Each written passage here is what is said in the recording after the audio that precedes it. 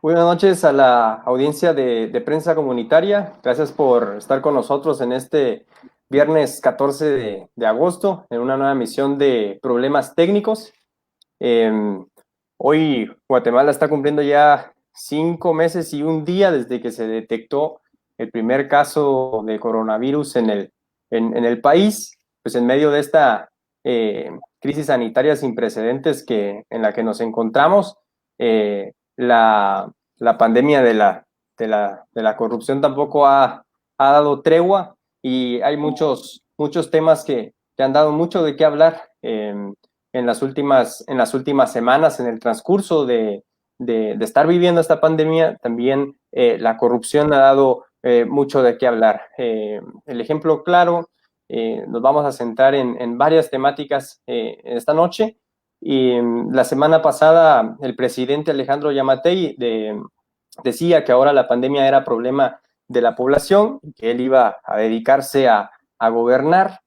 Sin embargo, pues hasta el momento la ejecución de los préstamos con los que Guatemala se endeudó para poder hacer frente a esta pandemia, que equivalen a más de 25 millones de quetzales, siguen sin ser ejecutados en su gran mayoría. Además, desde el Congreso, la Corte Suprema de Justicia y recientemente, hace justamente 8 días, la fiscal general Consuelo Porras emitió antejuicios contra 6 magistrados de la Corte de Constitucionalidad como un nuevo ataque en contra de los magistrados, que han sufrido varios durante este periodo de tiempo, desde junio a la fecha. Además, en medio de esta situación que estamos viviendo, nunca llega la elección de magistrados de Corte Suprema de Justicia y Sala de Apelaciones, y debido a este escenario en el que nos encontramos, esta noche nos acompaña el abogado Maya Quiché, el abogado Eddie Kush, quien es presidente de la organización Acción Ciudadana. Además, él ha participado en procesos judiciales emblemáticos como la Cumbre de Alaska en el 2012, en el caso Ixpisa, en el que fue representante de las víctimas sobrevivientes en este caso, y también fue abogado en el caso de Plazas Fantasma del Congreso en los años 2014 y 2015. Muy buenas noches, abogado, ¿cómo está? Buenas noches, un saludo a todos los espectadores y a ti, David. Un gusto. Muy bien, abogado, para poder iniciar con las preguntas y con esta entrevista, pues me gustaría conocer un poco respecto a la denuncia que presenta Acción Ciudadana el día lunes.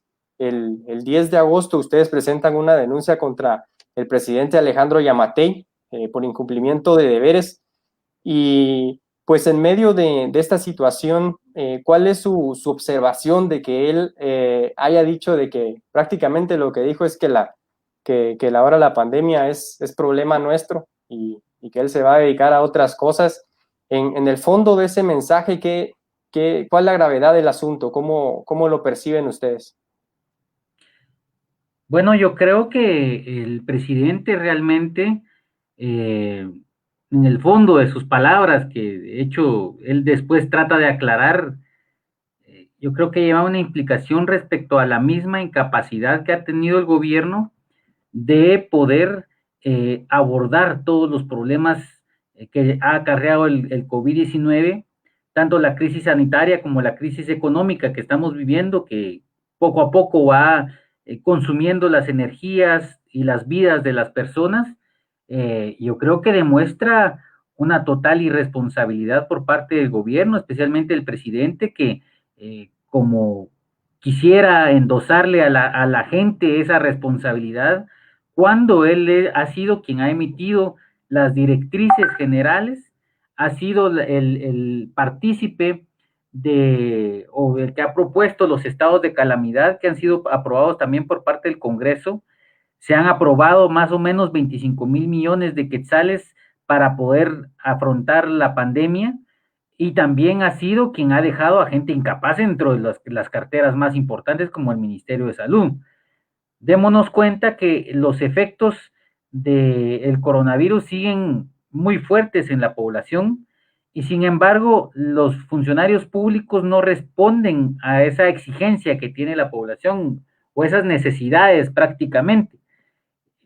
Un ejemplo claro que acaba de salir en los medios de nuevo es que en 5 meses a bastante personal médico y de enfermería, los salubristas realmente no tienen ni siquiera el pago de sus honorarios o de sus servicios, su salario, y esto implica que la incapacidad ha sido muy grande. Entonces, las palabras del presidente al decir que ahora es responsabilidad de la gente demuestran que en realidad en el fondo es que no ha hecho mayor cosa.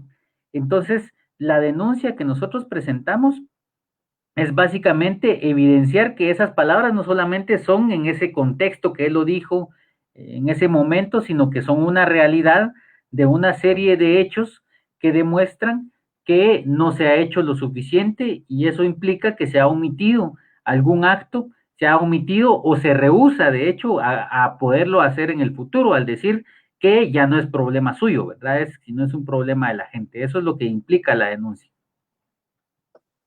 ¿Cuál es para tener claro el motivo o el sustento legal más fuerte de esta denuncia?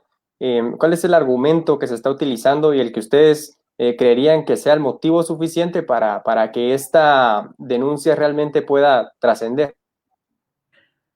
Bueno, a nivel jurídico, nosotros analizamos el tipo penal que es el incumplimiento de deberes, que es el artículo 419 del Código Penal. El mismo habla acerca de omitir o rehusarse a realizar un acto propio de la competencia del funcionario público, en este caso el presidente de la República, quien no solamente ha omitido realizar algunos actos, sino también se rehúsa al decir que él ya no es responsable de disminuir los efectos del coronavirus o de gestionar ese tipo de responsabilidad. Y esto es porque constitucionalmente el presidente tiene la obligación de garantizar la vida, garantizar la salud de las personas, según el artículo 94 de la Constitución y el 183 de la Constitución misma, que en resumen son como todas las competencias o funciones o atribuciones que tiene el presidente. Ahora, ¿qué trascendencia tiene la denuncia?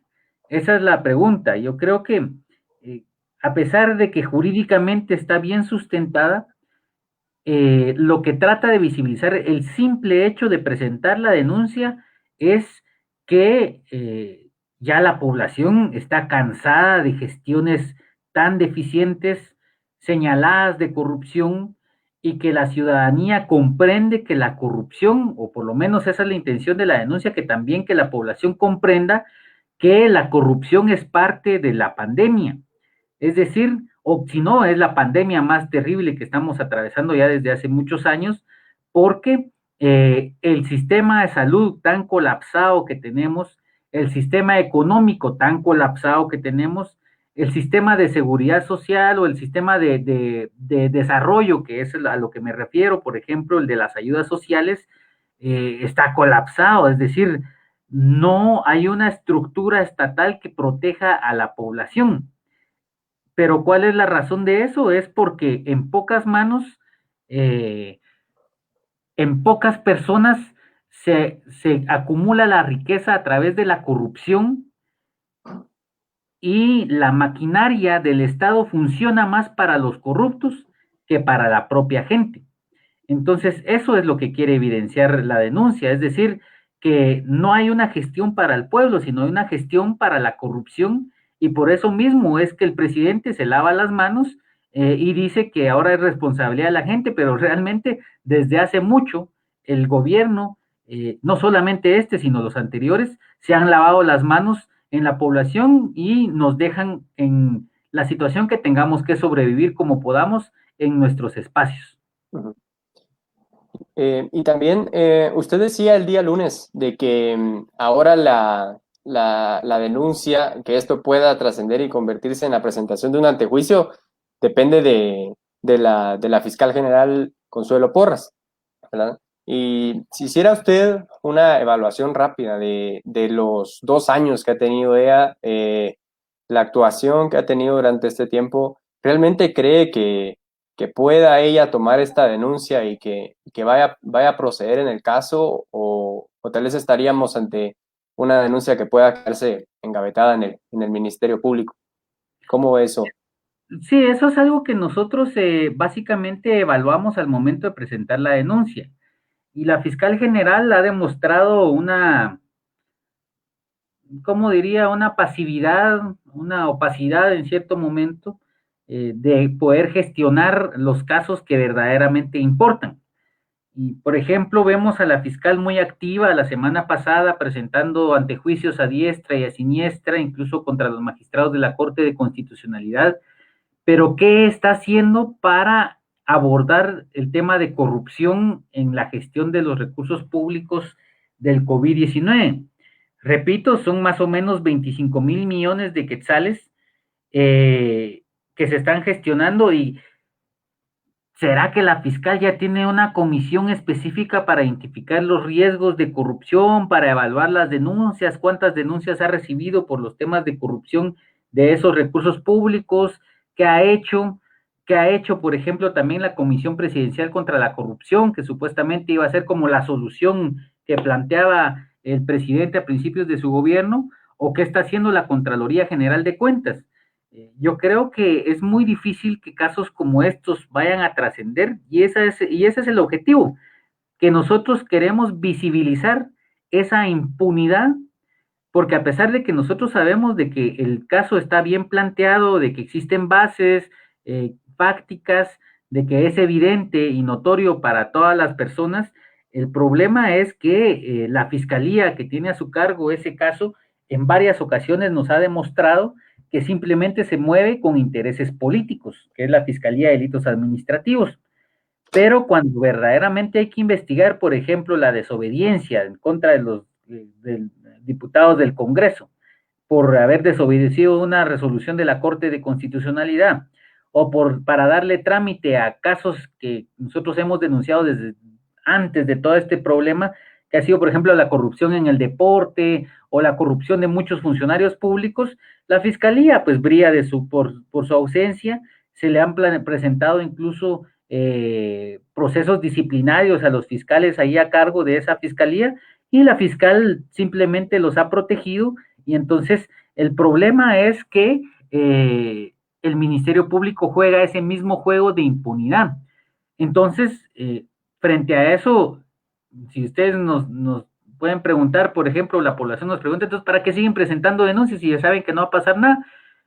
Pues efectivamente eso, para poder visibilizar que algo tiene que cambiar, y que al menos visibilicemos el problema no solamente estructural, que es la gestión del COVID-19, la omisión o el incumplimiento de deberes del presidente, sino también el incumplimiento de deberes por parte de la Fiscalía.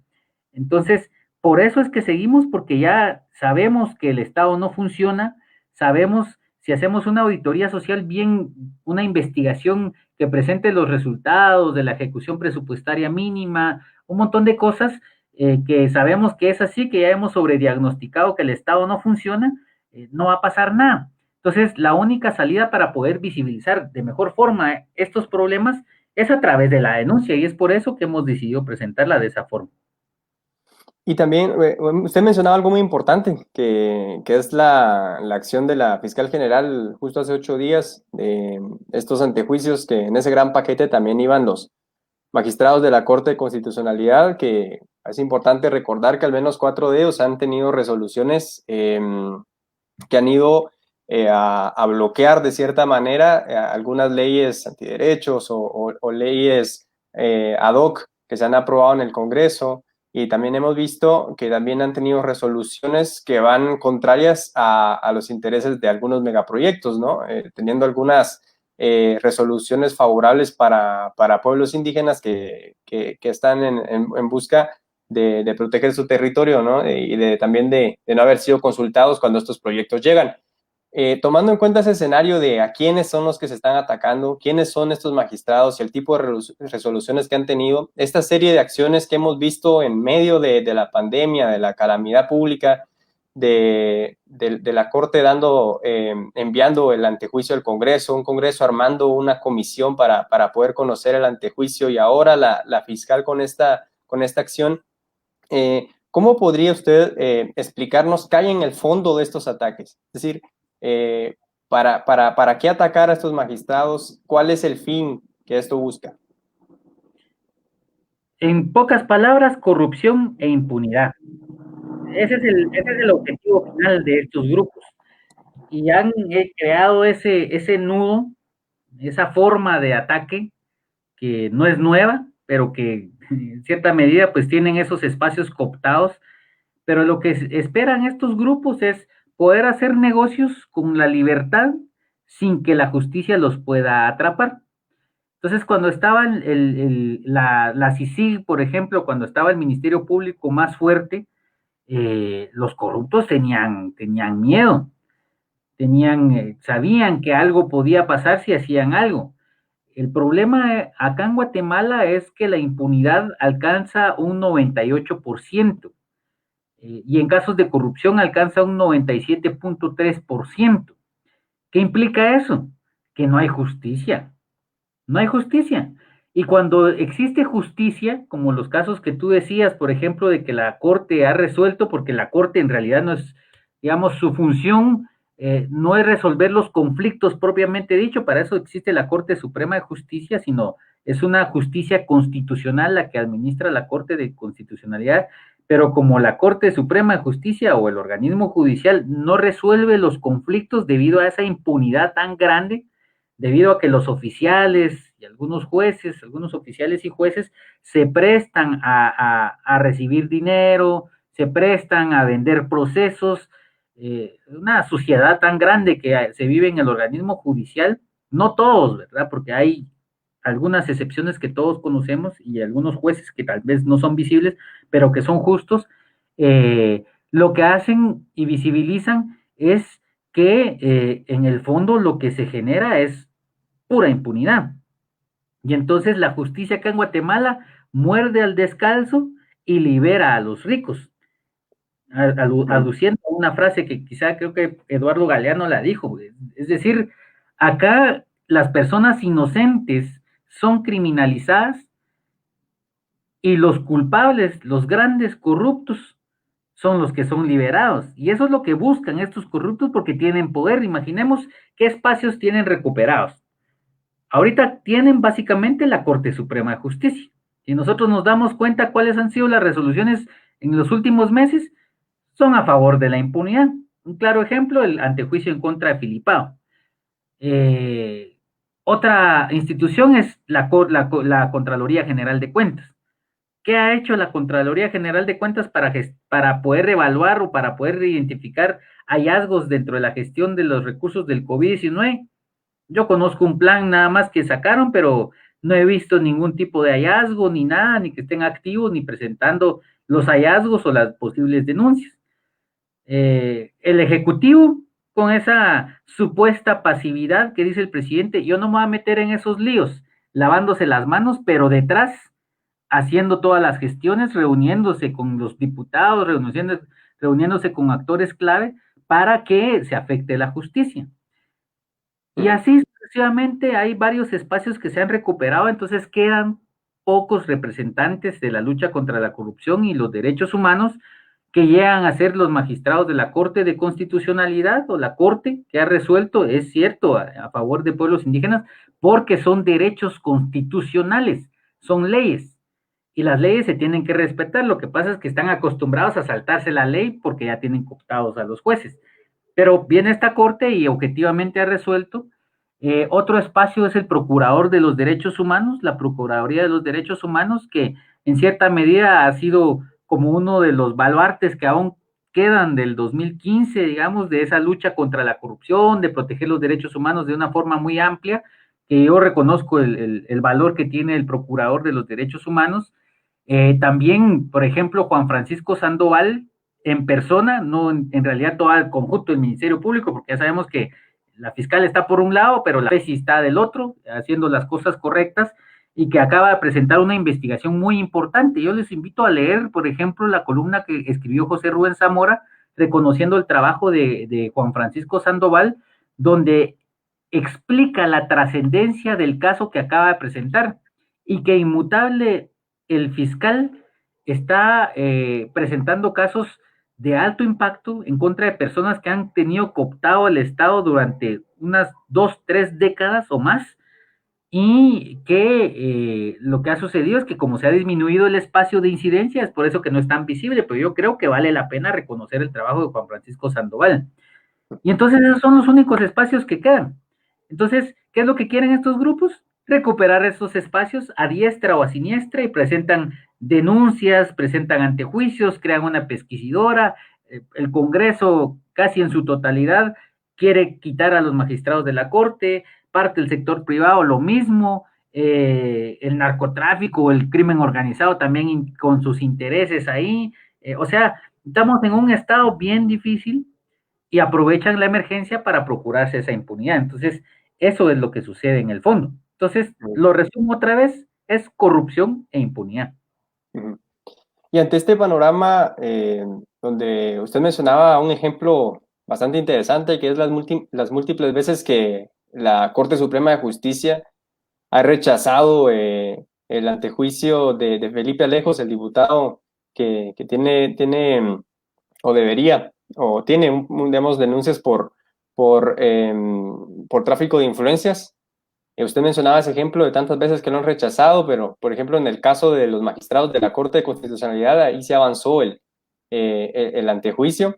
Y ante ese panorama y la Corte Suprema que tenemos actualmente, y tomando en cuenta que, pues, no hay forma de que en el Congreso llegue la esperada elección de los nuevos magistrados, tanto de esta Corte como de salas de apelaciones, donde pues hemos visto que la Junta Directiva del Congreso ha ido retrasando el proceso. Hoy 53 diputados salen nuevamente a pedir que por fin se programe este proceso de elección, pero parece que no hay forma.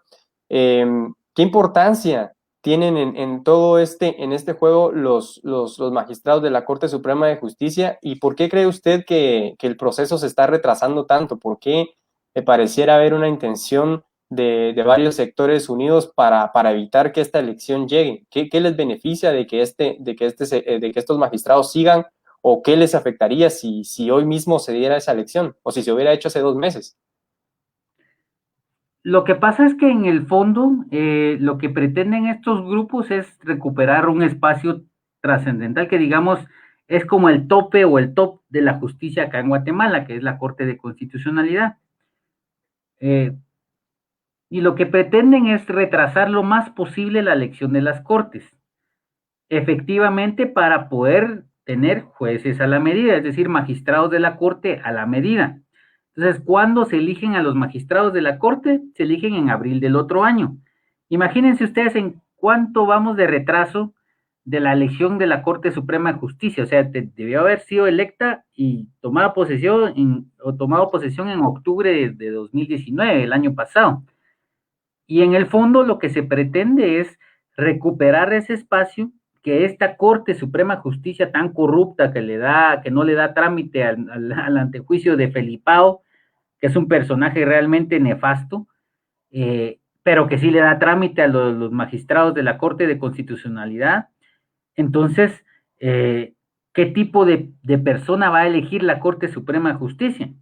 ¿O qué tipo de persona va a designar el presidente? ¿O qué tipo de persona va a designar el Congreso de la República?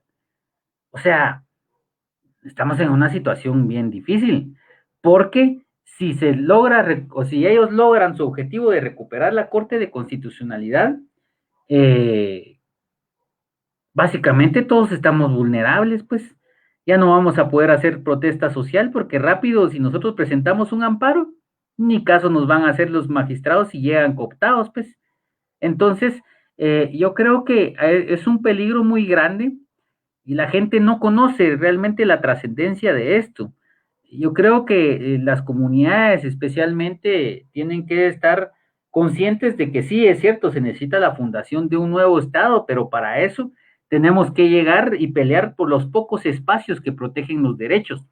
En este caso, la Corte de Constitucionalidad, que tampoco puedo decir, es una corte perfecta, o sea, ha fallado también en contra de las comunidades y antes de estos magistrados que están ahorita, pues recordemos los casos de genocidio, los casos de inscripciones, por ejemplo, de Ríos Montt, o sea, son cuestiones que a pesar de que fueron injustas, se respetaron, pero ahora ya nadie quiere respetar las resoluciones de la Corte de Constitucionalidad, lo cual genera un problema estructural, no solamente jurídico, sino de conflicto, porque ya ningún funcionario quiere respetar las resoluciones de la Corte, y entonces ese es el mensaje que no solamente en los casos que emite la Corte no se van a respetar, sino también poco a poco ya los funcionarios se dan cuenta de que a pesar de que existe una resolución judicial, ellos no la van a respetar. Y también a nivel estructural, la sociedad, por ejemplo, digamos, pueden delinquir porque saben que nada les va a pasar en el sistema de justicia. Entonces se genera ese círculo de impunidad mucho más fuerte que va a resultar en más violencia, que va a resultar en más conflictos, y que ese es el mensaje. E incluso a nivel de gestiones tan pequeñas en nuestra vida, lo que el mensaje que da es de impunidad, y entonces la gente va a hacer lo que quiere, y esto se va a volver un caos y va a generar más ingobernabilidad, menos certeza jurídica, menos certeza social, y por eso es que es delicado lo que estamos viendo, y que a pesar de que es de segundo nivel, porque la gente lo que quiere ver es comida o dinero, que esa es la gestión, o salvar su vida del coronavirus, la justicia también es importante. Y creo que hay una cuestión muy importante que hay que resaltar y rescatar de la respuesta que nos daba, que es que entonces podemos entender que al final la intención de estos sectores que están detrás de esos ataques es poder recuperar la Corte de Constitucionalidad para su beneficio, por decirlo de alguna forma. Y pues hemos visto que todo esto ha sucedido en medio de una crisis sin precedentes, ¿no? Como usted lo decía ya de último, las personas están viendo cómo sobreviven, ¿no? Pareciera ahorita lo más importante y ha pasado a un segundo plano lo que suceda en el panorama político, ¿no? Entonces, tomando en cuenta ese escenario, ¿usted cree que hay sectores que se han beneficiado de la pandemia para encontrar sus objetivos? Y si nos podría escribir qué sectores cree que se han beneficiado de esta pandemia para buscar estos objetivos. No hay que ir muy lejos, hay que analizar, por ejemplo, el presupuesto. Recordemos que la última, digamos, la más formal que ha sido, porque hay otras que se han ampliado, fue el último decreto que emitió el Congreso de la República y que alcanzaba la ampliación presupuestaria de unos 19,000 millones de quetzales. Es decir, el presupuesto general creo que ascendió a 117,000 millones de quetzales. ¿Y qué va a pasar con ese dinero? Digamos, no todo ese dinero va para los efectos del COVID. Digamos, sí está el bono familia, por ejemplo, que son 6,000 millones de quetzales, que es una de las carteras que más recursos va a manejar, o los 1,600 millones de quetzales que va a manejar el Ministerio de Salud, o que está manejando deficientemente, dicho sea de paso. Hay bolsones de corrupción que se aprobaron.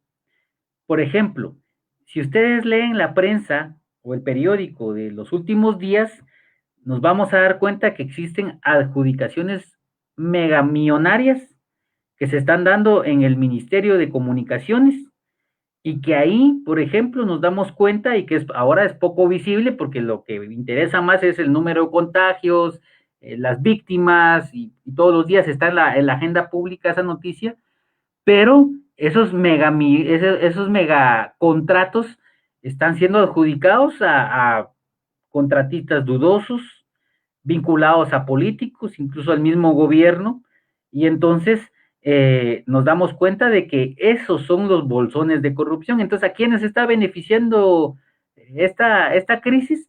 Es a los corruptos que se rotan con cada gobierno, pero que son los mismos que están atrás. Y aparte de ello, también hay muchas negociaciones que se están empujando para, digamos, en el tema de las medicinas, en el tema de la gestión de la salud, el ataque hacia el seguro social, por ejemplo, tiene mucha vinculación, que lo que esperan es aprovechar esta crisis para poder afectar esa autonomía del ICS, que ahí no defiendo yo a ningún funcionario público, porque también sabemos qué deficiencias tiene el ICS, pero es uno de los pocos espacios que tienen los trabajadores para tener una seguridad social y que a muchos ha beneficiado, incluso con enfermedades terminales. Yo cuando estaba en el caso ISPISA, por ejemplo, me di cuenta que sí, mucha gente sobrevive porque el IX les ha proveído esos insumos. Y cuando se los dejó de proveer de la calidad que la tenían, pues ahí hubieron fallecidos, hubieron personas afectadas. Pero entonces, dentro de toda esa dinámica, los que se están beneficiando son los corruptos en el tema de caminos, de construcción, y los que esperan también beneficiarse son los mismos farmacéuticos de siempre, va liderados. ¿Por quién? Por Gustavo Alejos. Es que ahí está el fondo, es uno de los operadores políticos más fuertes que tiene el país, y por eso mismo es que tiene tanto poder, que se alió con Sandra Torres, y entonces ahorita están haciendo desgracia todo por sus intereses económicos y sus intereses de impunidad. En cuanto al tema del presupuesto y los bolsones de corrupción que pues los hemos visto existir en los últimos presupuestos que se aprueban anualmente o los que quedan para los años posteriores, hemos visto con los préstamos, con los préstamos millonarios que Guatemala se endeudó para en teoría, poder combatir la crisis sanitaria, es que primero, pues los hospitales siguen colapsados, ¿no? O sea, los hospitales nunca han terminado de ser fortalecidos con este dinero. El dinero no termina de ser ejecutado, o al menos no se ve reflejada la ejecución. Hemos visto tanto a este ministerio dirigido por la ministra Amelia Flores como el que era dirigido por el ministro Monroy, decir que el problema para ejecutar el dinero proviene de que no hay quien ofrezca los productos en el mercado, que todo está agotado, que hay sobreprecios por la pandemia. Esa ha sido la justificación recurrente de parte de las autoridades. Viendo ese escenario de la baja ejecución, ¿qué importancia tiene en estos momentos que la ciudadanía y también el Ministerio Público voltee a ver hacia las unidades ejecutoras de cada hospital? ¿Y qué es lo que se está haciendo realmente con el dinero? Que es la pregunta que ronda últimamente en las redes sociales y en la opinión pública. ¿Dónde está el dinero? ¿No? O sea, ya empezamos una reapertura económica y los hospitales siguen igual de mal. Entonces, ¿qué es lo que habría que ver en estos momentos para fiscalizar realmente qué están haciendo con ese dinero? Sí, yo creo que es de especial trascendencia, yo creo que es lo más importante. Ante la ausencia del Ministerio Público, una ausencia muy evidente, muy vigilante, le podríamos decir, y ahora que ha actuado, pero no para beneficiar a la población, sino para perjudicar más la institucionalidad, como los antejuicios de la vez pasada.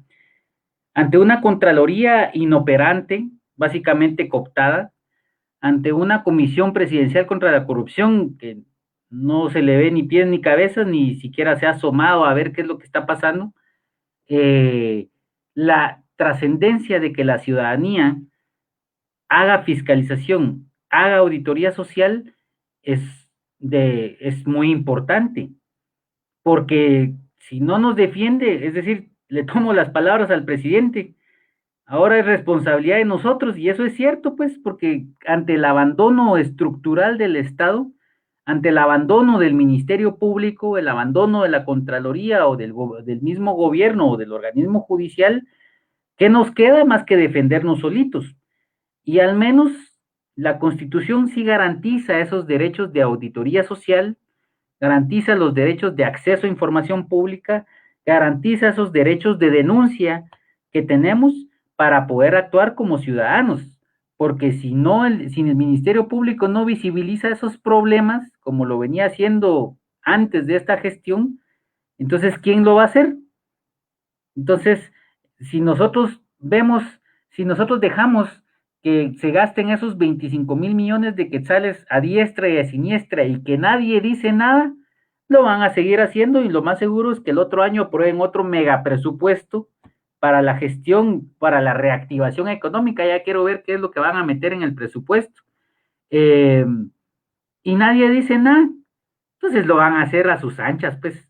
Entonces, por eso que es importante que la gente denuncie o por lo menos apoye a la gente que sí está valientemente denunciando o a los funcionarios públicos que valientemente están presentando casos como el fiscal Juan Francisco Sandoval o el procurador de los derechos humanos. Hablando sobre este presupuesto y la ejecución, pues hemos visto que durante la pandemia el gobierno creó 10 programas de asistencia social, ¿no? Para, en teoría, para aquellas personas más vulnerables ante la pandemia. Y hay 13 millardos destinados para esos programas, de los cuales pues, todos sabemos demasiado poco, muy poco de cómo se está utilizando.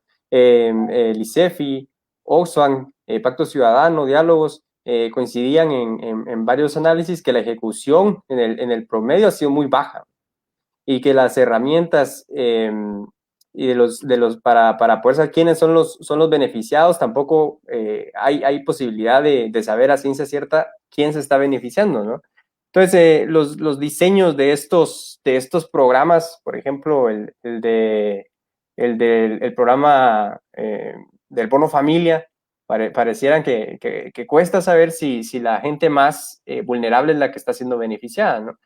Eh, Tomando en cuenta este escenario en cuanto a la ejecución de los programas sociales, ¿cuál es el impacto que tiene en la sociedad en términos de transparencia y de la vida misma el no poder tener un control sobre qué están haciendo con estos programas? El impacto es muy grande, de hecho, en cómo se fueron diseñando los programas. Por ejemplo, el bono familia se toma en cuenta el consumo de la energía eléctrica, por ejemplo, que es como una base, una línea base que define el padrón de beneficiarios. Pero en realidad, en la población no todos tienen acceso a la energía eléctrica.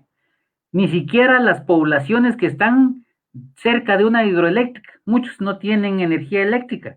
Es como irónico, este país es una cuestión muy dramática y que las comunidades indígenas, por ejemplo, son las más afectadas. Entonces, el que se hayan definido mal ese tipo de beneficiarios ya deja excluidos a una gran mayoría que son los más pobres de este país.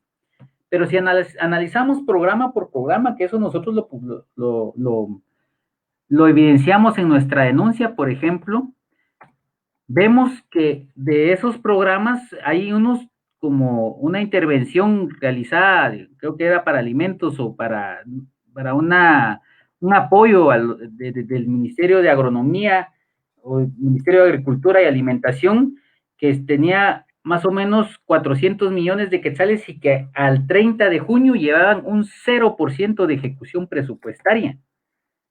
Entonces, ¿qué impacto va a tener? Es que ni siquiera se está beneficiando a la gente ni a nadie. Es una deficiencia tremenda, pues. Otro de los programas es el apoyo a la agricultura familiar, que hasta el 30 de junio llevaba un 19.3% ejecutado. Eso no es nada, ya vamos en agosto, 15, 14, mañana 15 de agosto. ¿Ya cuántos meses nos quedan para terminar el año? 5 meses, ya 4 meses. Eh, o sea, es una cuestión dramática que es cierto, no es totalmente culpa de este gobierno, pero bueno, sí, sí es bastante culpa de este gobierno, pero también de los otros gobiernos anteriores, porque realmente no han tenido ese nivel de gestión. No les interesa.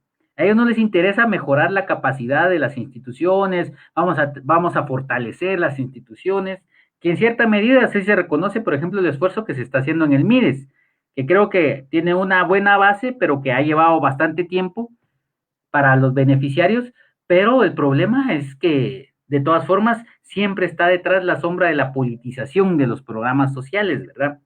Y más el MIDES, que siempre ha sido apetecido porque a través del MIDES es que se compran votos.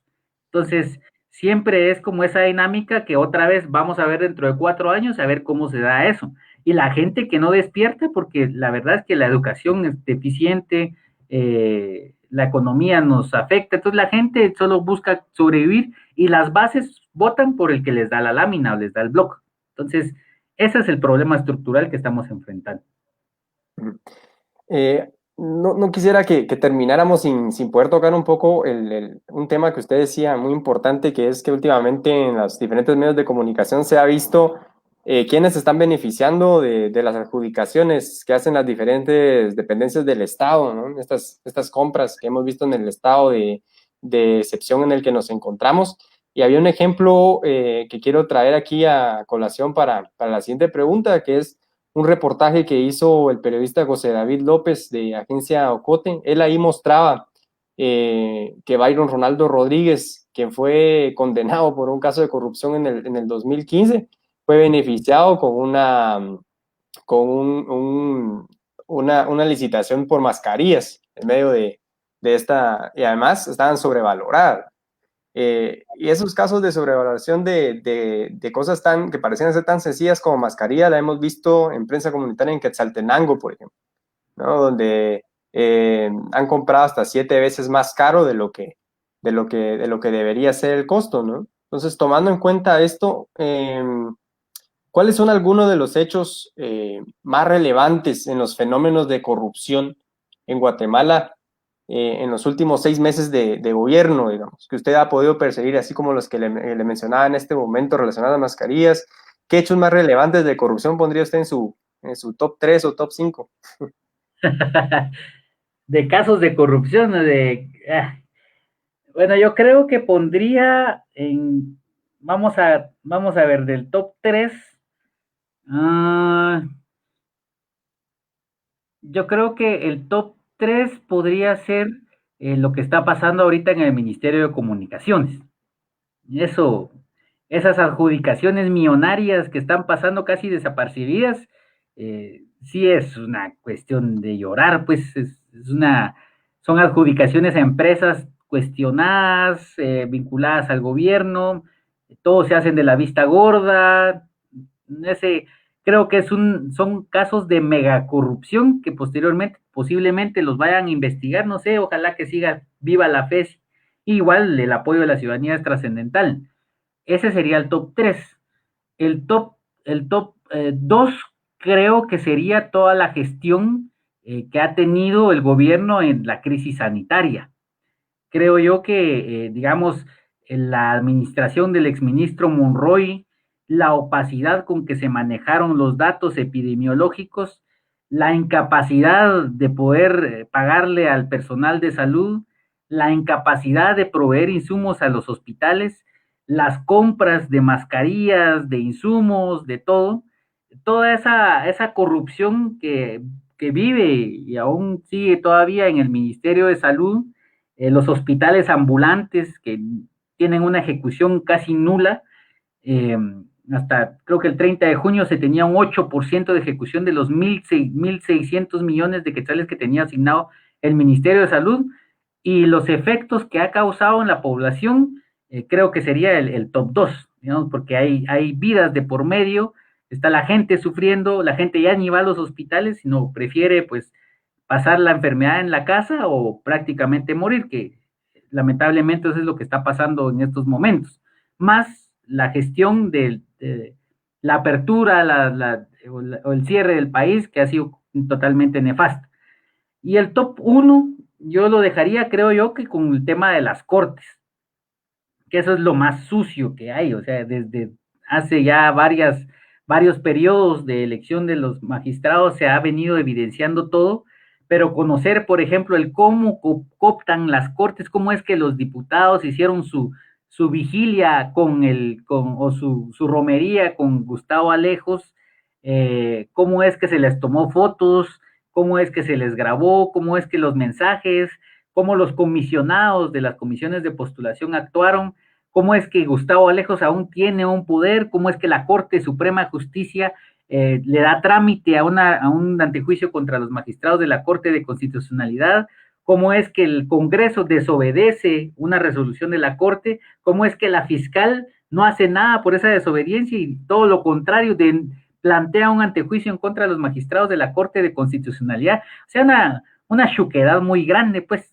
Y aparte que, digamos, una de las soluciones a todo ese problema estructural de gestión de la salud, de la corrupción en el caminos o toda la megacorrupción que pueda suceder, bien se podría solucionar con un sistema de justicia independiente autónomo, que con eso que tengamos, creo que se solucionan muchos problemas estructurales en el país. Entonces, por eso que le pongo el puesto número 1. Muy bien. Para poder avanzar, el 27 de marzo Acción Ciudadana en un foro recomendaba al gobierno para poder tener mayor transparencia que en las compras relacionadas a salud podrían utilizar el mismo mecanismo que utilizó el ICS, ¿verdad? Que era a través de la Oficina de Naciones Unidas para Servicios para Proyectos de Salud, ¿no? La UNOPS. Y de esta manera se buscaba, ¿no? Que se buscaba la baja de precios y evitar todo este problema que ellos habían manifestado de que no podían comprar porque todo estaba caro o porque tenían que competir con la región para traer pruebas, por ejemplo. Pero hemos visto que del 27 de marzo que ustedes ponen esa opción sobre la mesa, pues el gobierno no lo ha hecho de esa manera, ¿no? Y han seguido su camino de diversas formas. ¿Por qué cree que el gobierno se opone para utilizar el mecanismo que usó el ICS, por ejemplo?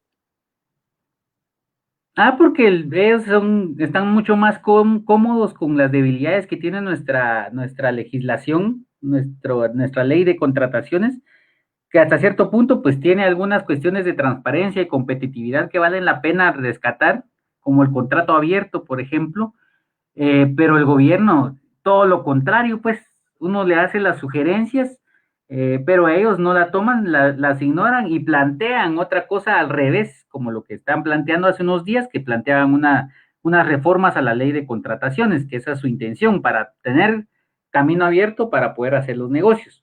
Entonces, el gobierno realmente no está interesado en poder transparentarse, en rendir cuentas, en generar unas compras que beneficien a la gente. Nosotros en esa carta, por ejemplo, proponíamos que las compras de algunos insumos pues se priorizaran a pequeños o medianos empresarios o emprendedores para que de esa forma sí dinamizara la economía, digamos, porque la gente que más está sufriendo son los pequeños empresarios, los medianos empresarios. Los grandes empresarios, pues, tienen sus grandes reservas, incluso están aprovechando ahí para ver cómo readecuar sus meganegocios, pero los pequeños empresarios sí están sufriendo, o sea, con el alquiler de los locales, con obtener materia prima, con cómo intermediarlo, porque no hay transporte, porque la gente no está consumiendo. Entonces, una forma de dinamizarlo era a través de que el Estado mismo, que tiene el capital más grande del Estado, pues le comprara a estos pequeños empresarios. Pero a oídos sordos, pues el gobierno no tomó en cuenta eso. Y en el caso de UNOPS, por ejemplo, que es un mecanismo que garantiza competitividad, que garantiza, pues hasta cierta medida, transparencia también, limitada, porque hay que entender bien el mecanismo, es todo un rollo que yo tampoco comprendo muy bien, pero que al menos ha significado algunos ahorros que ha tenido el ICS para la gestión de la compra de medicamentos. Yo creo que van rondando los 4.000 millones de ahorro que el ICS o sea, no ha gastado con la dinámica esa de las farmacéuticas que antes tenían cooptados ciertos medicamentos que costaban hasta un 2000% más de lo que costaba la medicina, por ejemplo. Y entonces, yo creo que es bueno el mecanismo, podría utilizar el gobierno, pero el gobierno todo al revés, ¿verdad? Lo que plantea es atacar al ICS, atacar a los NOPS, porque lo que quisieran los grandes farmacéuticos aquí de Guatemala es recuperar ese espacio. Entonces el ICS no se los ha permitido, entonces es por eso que no se dinamiza ese hecho. Eh, y lo que yo creo es que, y también esos fondos, esos ahorros, los está reinvirtiendo el ICS, según tengo entendido, para la construcción de algunos hospitales. Entonces, creo que es un proyecto que va a tener algunos resultados. Obviamente no los miramos como todos palpables, pero por lo menos es uno de los mecanismos más competitivos que se tienen en el país, pero que el gobierno no tiene la voluntad política de poderlos utilizar. Parece muy interesante cómo puede afectar ya en hechos reales la manera en la que se ejecuta o se compran cosas, porque digamos, tanto dinero que se tiene, pero hemos visto los hospitales como el Parque de la Industria sin medicamentos para pacientes graves, por ejemplo, aunque va la gente de los familiares a tener que comprar medicinas hasta por facturas de 40, 50 mil quetzales por 15 días de hospitalización para mantener a su familiar vivo. Y tomando en cuenta ese panorama, ¿no? ¿Usted cree que la corrupción podría cobrar más vidas que incluso que la propia pandemia? Esa es una realidad, ha cobrado más vidas. Imagínese usted la seguridad alimentaria. Eh, decir, por ejemplo, yo hablaba la vez pasada con algunas personas que hacen estudios acerca de la seguridad alimentaria en varios municipios de Guatemala y el panorama grave realmente que se vive en algunos municipios como Santa María, Chiquimula, Totonicapán, ellos me planteaban, sí, dicen, hay un 70% de desnutrición, o no sé, un 40% de desnutrición crónica, por ejemplo, un 60%, ya no me recuerdo. Pero el dato que me impactó, por ejemplo, fue que en Santa María Chiquimula, la desnutrición crónica en niños de 2 a 3 años llegaba al 80%, 82, 83%. Es decir, el 82 o el 83% de la población de Santa María Chiquimula está condenada. Entonces, ¿y por qué?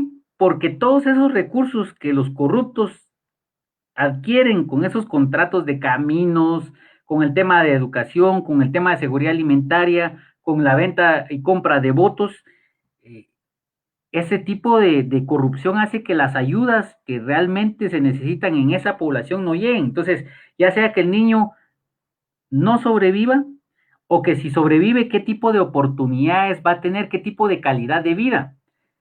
Y ahí vamos a lo estructural, es decir, que hay personas interesadas en este país en mantener así a la población, porque a pesar de ello, la gente pues trabaja y es un capital humano y así nos ven como capital. Entonces, es por eso mismo que la corrupción sí cobra vidas, no solamente las vidas que se pierden, que fallecen, sino las vidas de las personas que no tienen esas oportunidades, de esa gente que sale con sus banderas blancas o que sale y que van para las fincas de los grandes terratenientes que están haciendo desgracia a este país por aliarse con el crimen organizado y obtener impunidad. Entonces, yo creo que la corrupción sí está cobrando muchas más vidas que el coronavirus y es por eso mismo que hay que luchar contra esa corrupción.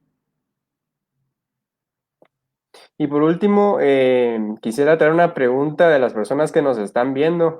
Hay una pregunta que colocó Patricia y dice, ¿cuál es el peor escenario que considera que puede enfrentar el país si continúa en la cooptación y la corrupción y el saqueo por parte del gobierno? ¿Qué nos espera ante esta situación? Pregunta Pati Sierra. Bueno, yo creo que es un panorama dramático. O sea, si nosotros analizamos cuál es nuestra posición en el mundo de la percepción de corrupción, que es un estudio que hace Transparencia Internacional, por ejemplo, nosotros tenemos de un punteo de 1 a 100, como si estuviéramos en la escuela, tenemos un punteo de 26 puntos. Es decir, estamos mega reprobados. Y entonces si vemos el panorama de quienes tienen esos punteos a nivel de Latinoamérica, nos damos cuenta que nosotros con Honduras empatamos. Estamos, o sea, y Honduras, ustedes saben que tiene también retos muy grandes, es una sociedad muy castigada. ¿Y quiénes están? Digamos, nosotros somos de los últimos 4 países que están de último en la colita de los más corruptos del mundo, de las Américas. Y aparecemos junto a Haití, aparecemos junto a Venezuela, junto a Nicaragua, por ejemplo, que, o sea, una percepción de corrupción muy grande en esos países que tienen gobiernos autoritarios o un estado fallido como Haití. Y entonces, ¿qué panorama nos espera? Quizá ese sea ese uno de esos panoramas, ¿verdad? O sea, que tengamos no solamente, y no con eso quiero atacar a los países solo porque son de izquierda o derecha, porque eso ya independientemente de la corrupción, eso no interesa, sino la forma en que las autoridades o las autoridades autoritarias están dominando esos países. Entonces, ¿qué nos espera como sociedad? Ya sea que sea un gobierno conservador autoritario, como más o menos se está vislumbrando en esta situación acá en Guatemala, o un gobierno autoritario de izquierda, también como lo que pasa en Venezuela. Entonces, eh, esos son como los panoramas si se continúa en ese círculo de corrupción. Es decir, no es un panorama alentador y peor con el coronavirus que yo no quisiera vernos así como está viviendo ahorita Perú o lo que ha estado viviendo Ecuador, en el que veamos a personas ya en la calle fallecidas porque ha colapsado el sistema de salud, porque ha colapsado el sistema de funerarias. Espero que no lleguemos a eso y espero que las palabras del presidente de que la responsabilidad es de la gente no lleguen al punto de una catástrofe humanitaria. En este caso ya estaríamos hablando de otro tipo de responsabilidades.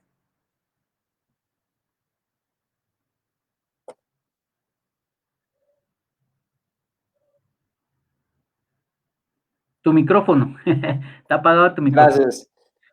Problemas técnicos.